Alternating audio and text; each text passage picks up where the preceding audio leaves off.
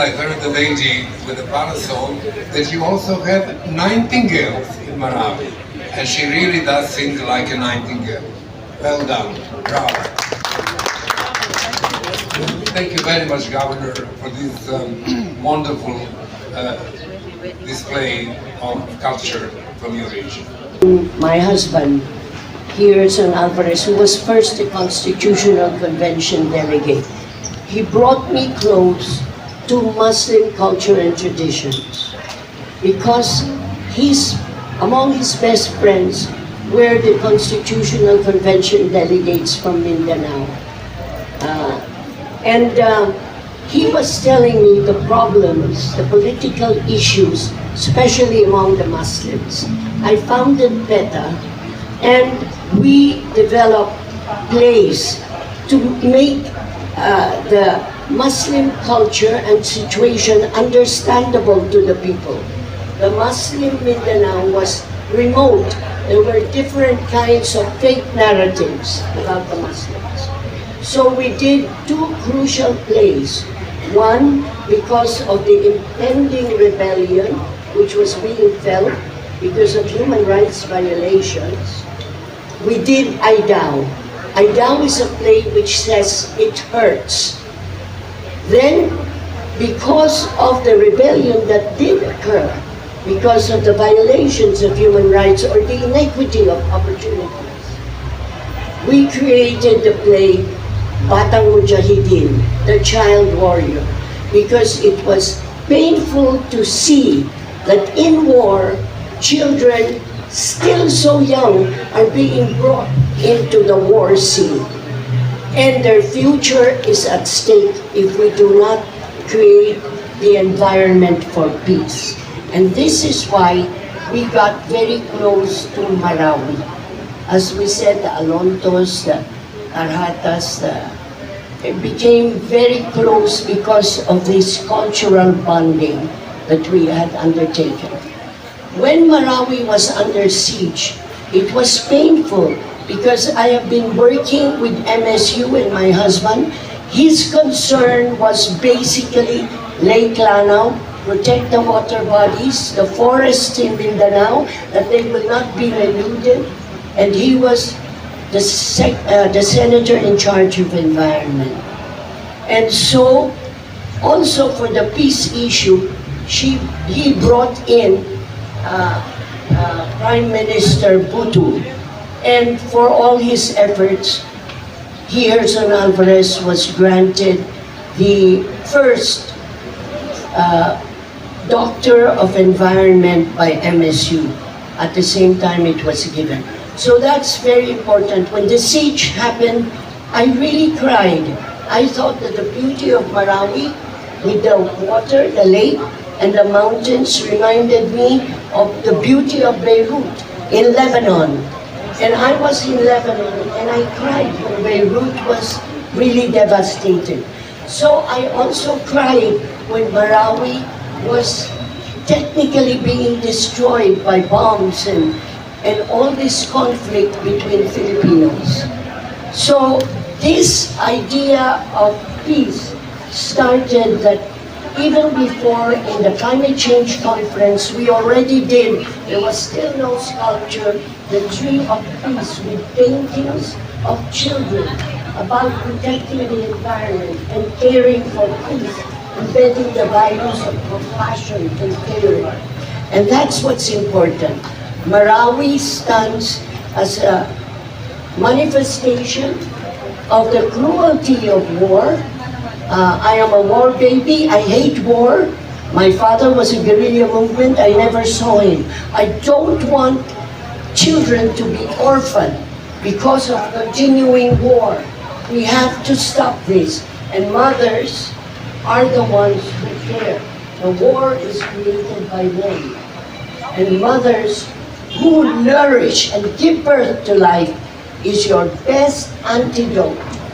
It's like the poison that's killing our earth and killing our people. So let's get women power up, but let us recognize brilliant, committed leaders like your governor who made it possible. 2017 and 2018, we were planning this. We had talked with HEDVA, and including Yvonne, we're all together as UNESCO Artists for Peace. I mean, Dialogue for Cultural Diplomacy. And when the siege came, immediately my husband said, we have to do something for restoration, rebuilding the better way. And you are doing it.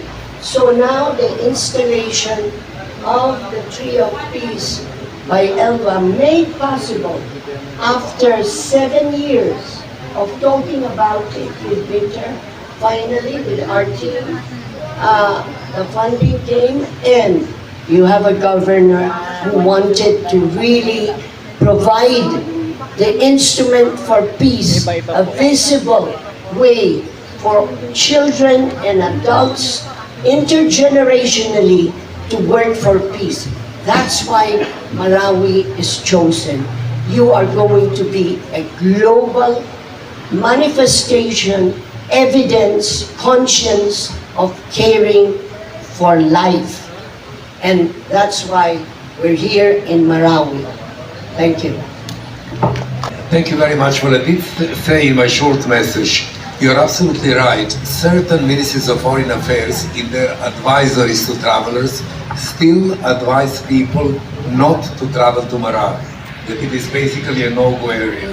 However, I personally have been coming to Philippines for 38 years, and I have been to most parts of the country, twice already to Mindanao up in the south, and also in Misamis Oriental.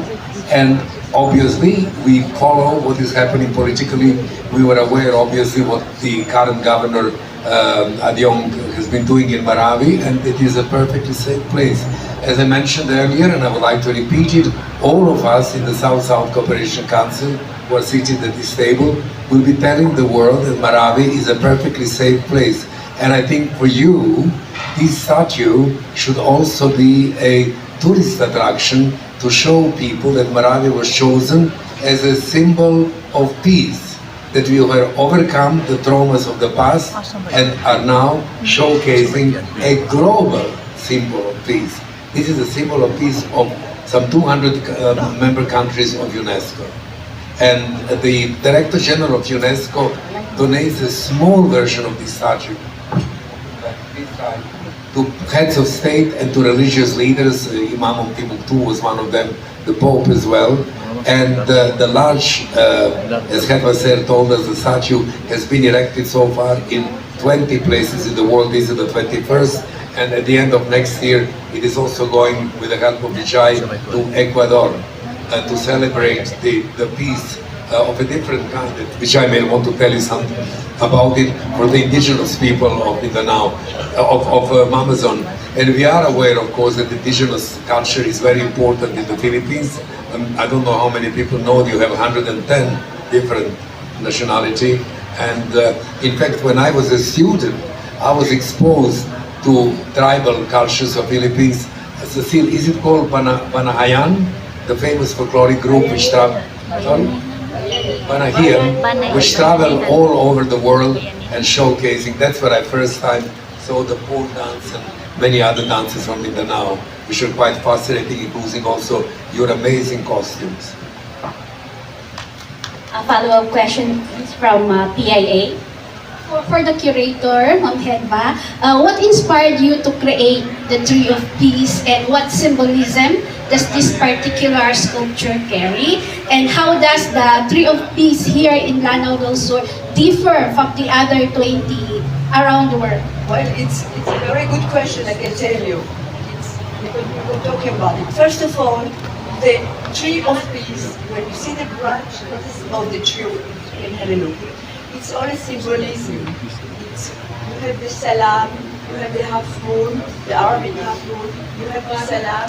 It's all about peace. The branches and the giving hands, holding hands, and telling the children, we have to have a dialogue. We have to talk to each other. Peace is the solution for everything. And we have to respect the other people. And this is a sculpture, it's not a sculpture, it is symbolism. By respecting, by dialogue, respecting dialogue, and this is important for the children. And we do all for the young generation, that they won't have war like they have here. And one Marawi, I can tell you, the difference from all the countries that I was inaugurated, the countries that I was inaugurated, it was a university, American university. In another place, which was very symbolic, it was in Malta. The president of Malta, she erected the Tree of Peace for the end of the Cold War that was signed in Malta between President Gorbachev and Bush, and it was in '89, and it was there. So this is really a symbolic, but there was not a war. Malta had wars before, but it was just a symbolic place. It was in Berlin also, in the east, another symbolic, but not as here, and the East Garden of Berlin. So you know the story of the east part of the ring, Berlin that was united, and it's in the garden, the Tree of Peace. The Tree of Peace is in Uzbekistan. There was not war. In Abu Dhabi, there was reconciliation with all the tributes. It became a country, all the 7 tributes. Well, as Luxembourg, it's a peace. It's the Minister of Defense who asked me to put a big sculpture in Luxembourg. But in this country, they didn't have war. Andorra as well, they didn't have war. Andorra, I'm doing many things with Andorra. They never had war, and it's a little country which is really a symbol for peace because it's between France and Spain, and they never had peace. Why? Because they were in a mountain, and they couldn't reach the mountain, so they were protected. So all the country, Greece, we know the history of Greece, Luxembourg, whatever, universities in Paris, in Haguenau, which is the town between Germany and France. There was a war, but everywhere it's more peaceful. A place which was very different from all other universities. It's here in Marawi. And Marawi, to bring the trees of peace, it's a challenge. It's a challenge for the education for peace. It's a challenge for the children. It's a challenge for all of us. It's an example for the world, because when you see all the countries today, all the wars all over the world, first of all, it's because we don't have a woman in the head of the countries that can negotiate, that is a mother, that you know what is the children that are going to war, what's happened to them, the poor soldiers. And here in this place, there was a terrible battles. It was terrible what happened. And now everybody's reconciled. You can see it. Everybody's smiling, saying Salam Alaikum, everybody. So what a better example for the world, like here in Marawi. Thank you. Okay. I'd like to add something. Oh, It shouldn't just be a symbol. It should generate action. And one of the key places is education. And I'm telling you, that's why there is not a real understanding and appreciation of Muslim Mindanao, because there are fake narratives, there are stories which are not revealing the real conditions, the aspirations, the wealth of cultural diversity, that religion is not a necessary divide, that Muslims and Christians and Buddhists, etc., can be together. I would like to give our video of thinking about peace. It's not just talking about peace or visiting a place about peace. In the educational system, there's got to be materials about your history. Do you think any of our students in Manila know about Sultan Kudarat, his heroism, which is as great as any of our heroes, Rizal, Mabini, Bonifacio, but they don't know Sultan Kudarat. It is not in the curriculum in a meaningful way. So I challenge Mindanao State University, all your universities, if there are about 11 or 12 indigenous groups of the Muslim, 12 universities adopt each Muslim and become a cultural bank Together, you have an encyclopedia of Muslim heritage, traditions, and religious beliefs, which is no different for asking for peace. Assalamu alaikum, you keep on saying that. Same with the Catholic, they say, peace be with you. We're all together. And we shouldn't divide. You need education, learning, using the arts. You have a sculpture, get the children who visit, when they go back to their classroom, internalize how are they going to have peace. Peace at home, peace in the community, peace everywhere in school, no more bullying. All of this must be real. It shouldn't just be words. And that's what's getting me so mad. But I believe here in Marawi, if you accept this challenge of education as the key to unlock the gridlock of poverty, misunderstanding, conflict, and we bridge this togetherness, this one global citizen that I am Manila born or Ilocano born in. But I can care. I cried. Tears fell when I saw the devastation. When I saw a lot of women, children, all in tent cities until you have been able to rebuild. And you're telling me when it is presented in media, our team, I am the earth savers. I'm continuing the legacy of my husband because he said, unless we have a movement, global movement for peace, for health, for climate change, the world will disappear and there is no future for your children, our grandchildren. So let's work together, act now to save the future of the youth. Indigenous communities have the principle of the seventh generation. Don't do anything that will harm the future of children and the young up to the seventh generation.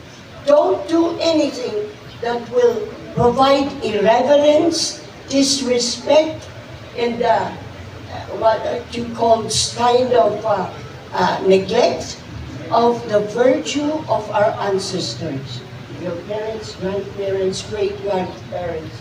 Then you will have peace because you will be caring. Caring, compassion, concern, perseverance, no surrender, peace, peace, peace. Live in harmony with Mother Earth and humanity. Thank you. I hope you do this for Mindanao, Yes. for Marawi, for the Philippines, for the global movement we have launched in the Philippines with Senate and Congress support. A global movement of the SDGs, not by force of arms and missiles, but by the power of arts and media. You are media. You must tell the truth. You must combat fake news, false narratives, lies, deception. Yes, expose.